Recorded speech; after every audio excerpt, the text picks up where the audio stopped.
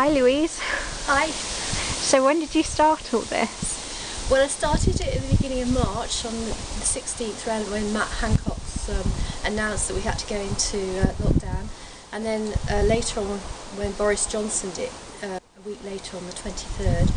And I thought I probably was on risk because I'd had a lot of heart and lung tests last year, and I knew that it wasn't totally signed off, and I thought I'd probably be at risk and I ought to stay indoors. And then when I get my letter saying that I had to stay indoors for definite, and that lasted for at least 10 weeks before the hospital said I did have to stay in all the time, I had to find a way of exercising at home. And that meant that I needed something that was cheap and free and I could do in my garden. And what I found was that this worked really well because I started at 100 moves and I built up my stamina bit by bit and decided to do different moves, counting up to 100 each time.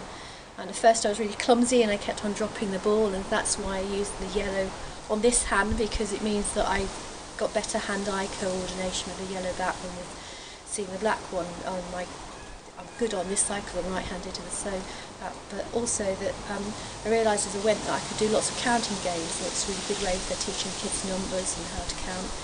And it's a really good way of doing exercise because you can do it as long or short and as fast or gentle as you're capable of doing. And I've built up my stamina a lot over time and worked out a lot of routines. So what made you start doing swingball? Well, I vaguely remember doing it as a child, and I wondered if we'd still got one because I seem to remember we used to play one years ago when we were living in London. And then my husband made a throwaway comment about using two bats. That was a light bulb moment, and I realised that that was a way of exercise because I couldn't go out on my bike anymore and I couldn't go driving anymore because both of those were banned. You know, well, bike I can't go because I wasn't allowed to leave the house, and all dancing was banned. So this was the obvious option. Why are you doing it? Well, to keep fit first of all, and also because I've had a lot of depression. Well, I've had 4 bouts of depression, post-baby and house moves and stressful things like that. And I know that in order to keep well and healthy, it's the balance of exercise and creativity that keeps me going. So that's why I knew it's really important to be doing some exercise. Of course, the benefit being out in nature has really helped too. What do you hope to achieve by filming and talking about it?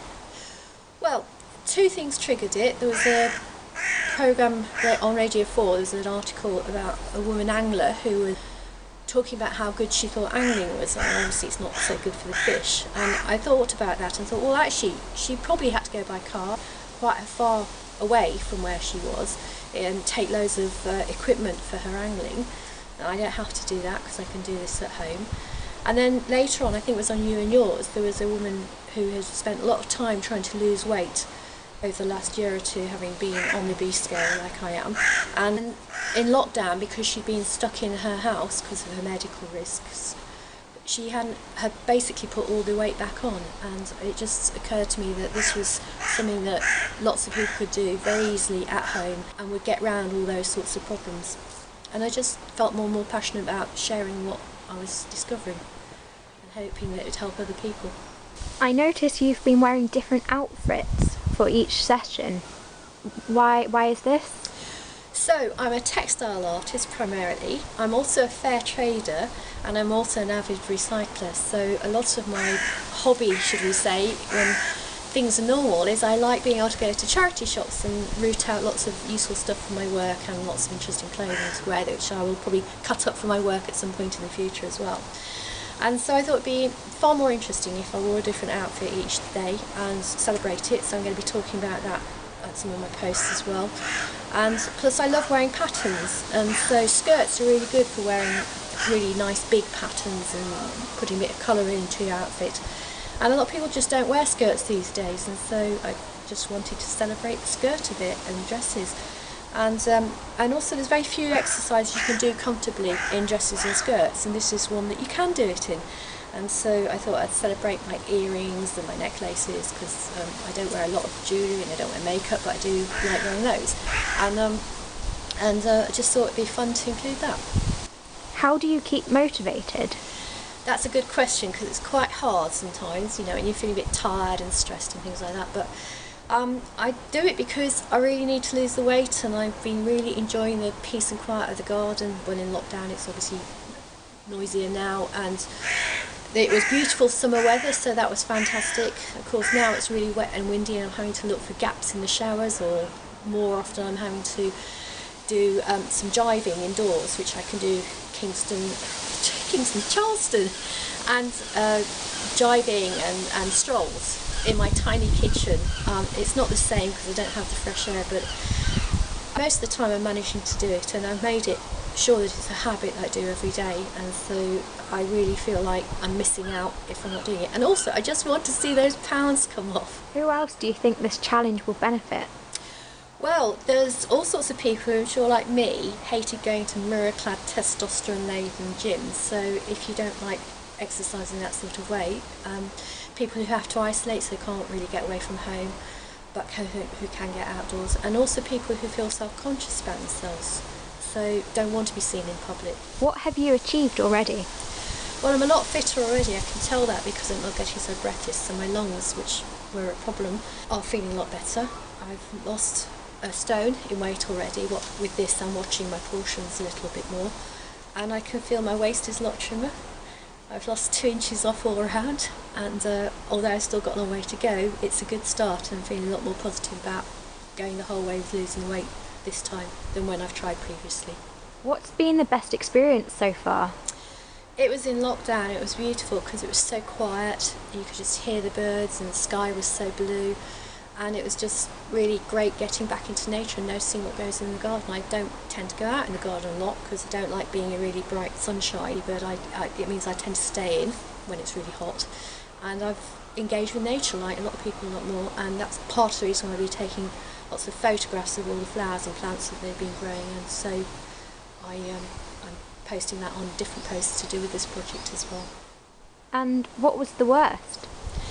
Well, the probably most memorable one was when the foxes who live in next door gardens suddenly raced across the back of the shed garden here, and then into the next garden, and then some other neighbours had dogs out and they barked at them and they came rampaging back across, and it's happened so fast and I just didn't know what was going on. That sort of shook me up for a little while. And then the other thing was when the ice cream van started coming back around, and it plays Teddy Bear's Picnic, and it's just so horrible and tinny noise. It just really, really irritates me. I did hear a beautiful version of Teddy Bear's Picnic the other day, and that has made me feel happy about the music again, but I just cannot bear the ice cream van. So where do you see this going?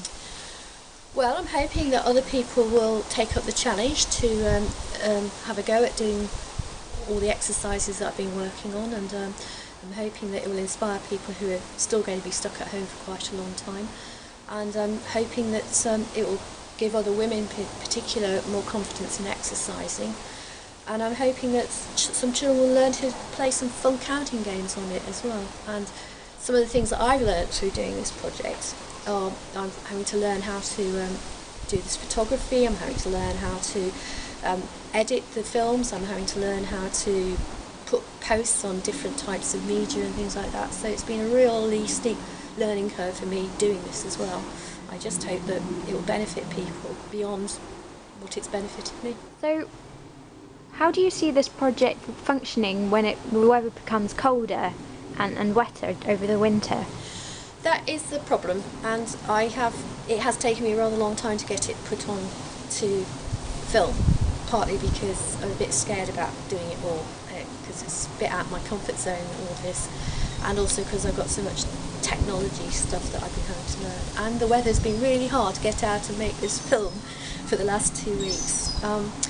So I don't know, I mean, there will be days, and I will keep going with this, and I will have to try and avoid showers, and might have to wear a coat obviously as it gets colder, but I will try and do it every day when it's possible. But I'll have to change the time of day I'm doing it, because obviously the days are drawing in and I can't do it.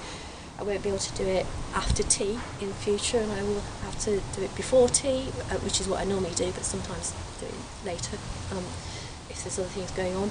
And I'll have to probably start doing it in the morning more than in the afternoon. But, you know, it's always there for next year. Okay, thank you, Louise. Good luck. Thank you.